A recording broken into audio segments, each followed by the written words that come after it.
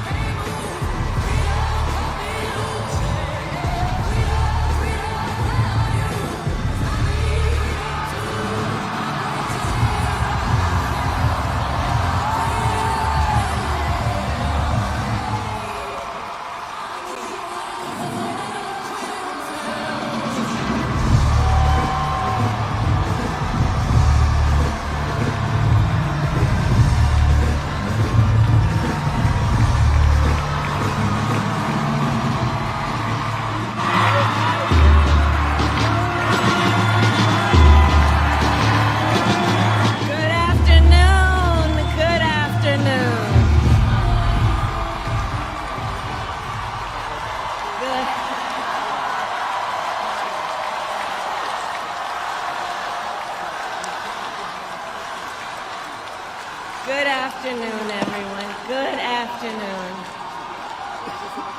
Good afternoon. Good afternoon. Thank you all. Thank you, thank you. Thank you, thank you.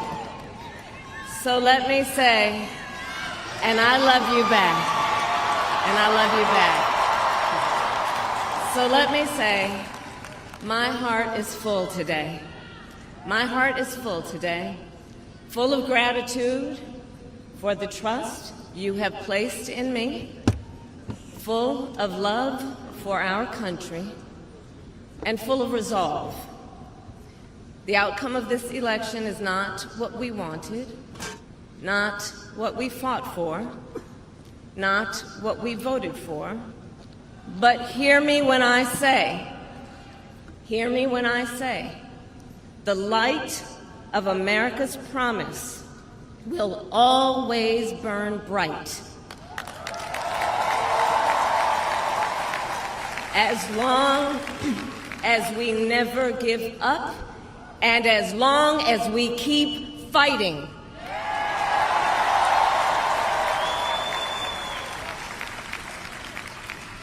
To my beloved Doug and our family, I love you so very much.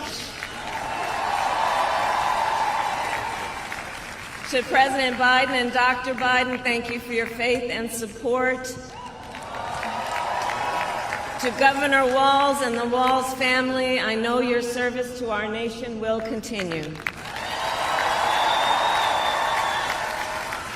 And to my extraordinary team, to the volunteers who gave so much of themselves,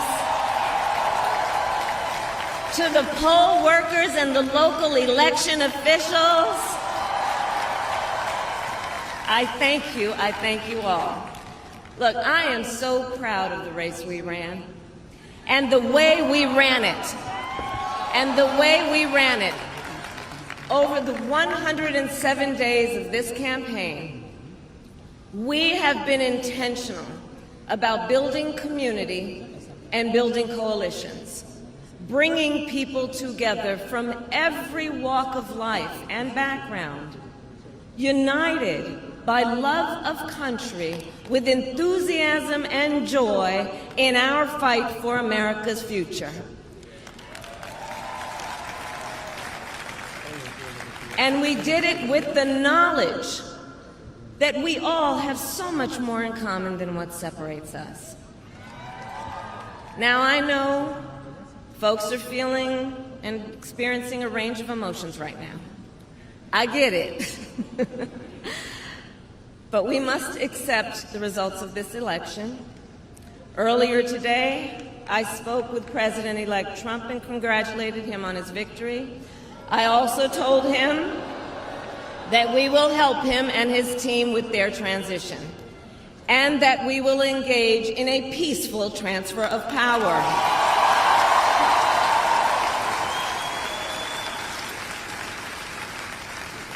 A fundamental principle of American democracy is that when we lose an election, we accept the results. That principle, as much as any other, distinguishes democracy from monarchy or tyranny. and anyone who seeks the public trust must honor it. At the same time, in our nation, we owe loyalty not to a president or a party, but to the Constitution of the United States.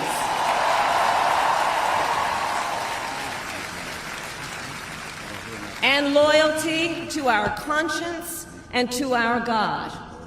My allegiance to all three is why I am here to say, while I concede this election, I do not concede the fight that fueled this campaign.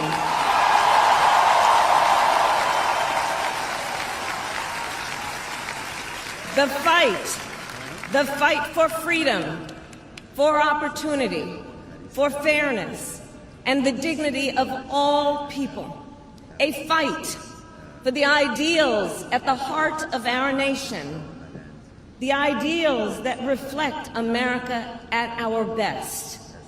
That is a fight I will never give up.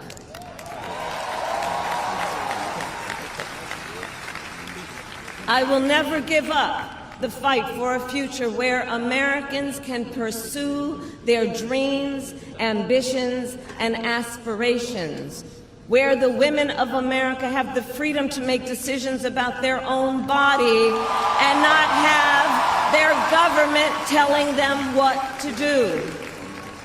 We will never give up the fight to protect our schools and our streets from gun violence. And America, we will never give up the fight for our democracy, for the rule of law, for equal justice, and for the sacred idea that every one of us, no matter who we are or where we start out, has certain fundamental rights and freedoms that must be respected and upheld.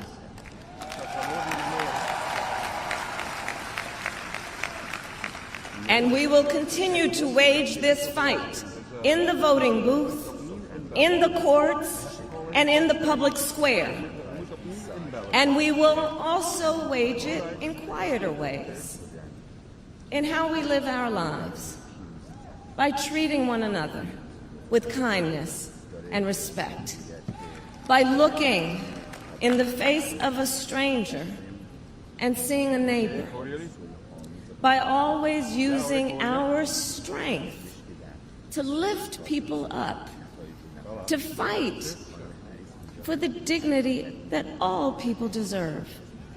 The fight for our freedom will take hard work, but like I always say, we like hard work.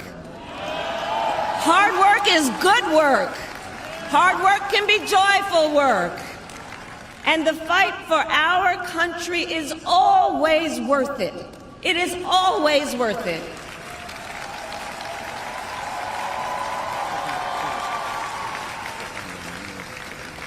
To the young people who are watching, it is, I love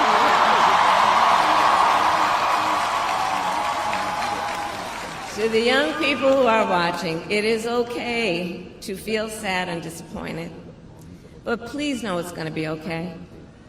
On the campaign, I would often say, when we fight, we win. But here's the thing. Sometimes the fight takes a while. That doesn't mean we won't win. That doesn't mean we won't win. The important thing is don't ever give up.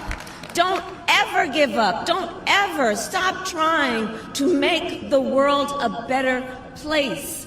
You have power. You have power. And don't you ever listen when anyone tells you something is impossible because it has never been done before.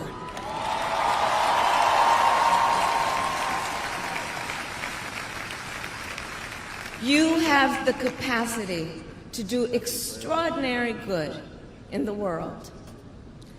And so to everyone who is watching, do not despair. This is not a time to throw up our hands. This is a time to roll up our sleeves.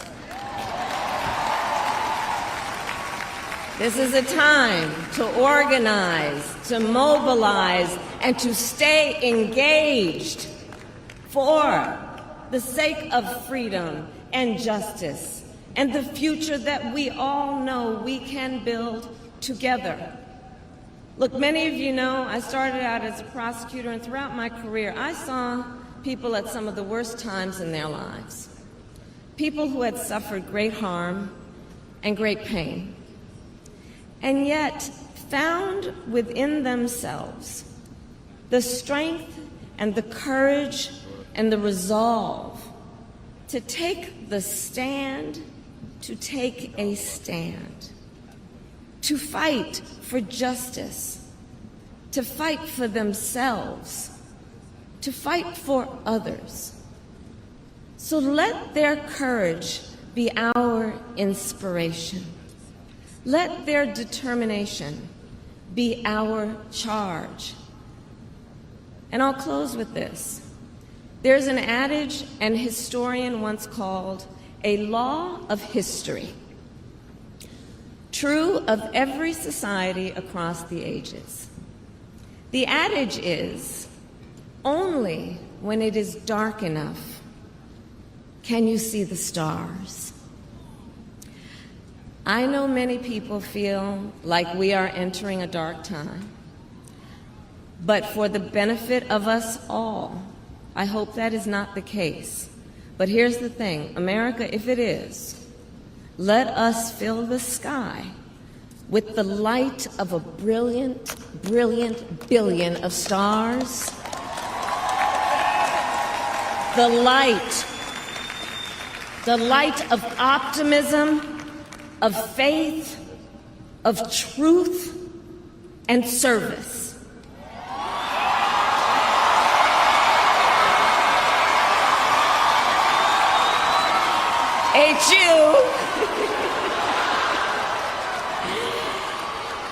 And may that work guide us, even in the face of setbacks, toward the extraordinary promise of the United States of America. I thank you all. May God bless you, and may God bless the United States of America. I thank you all.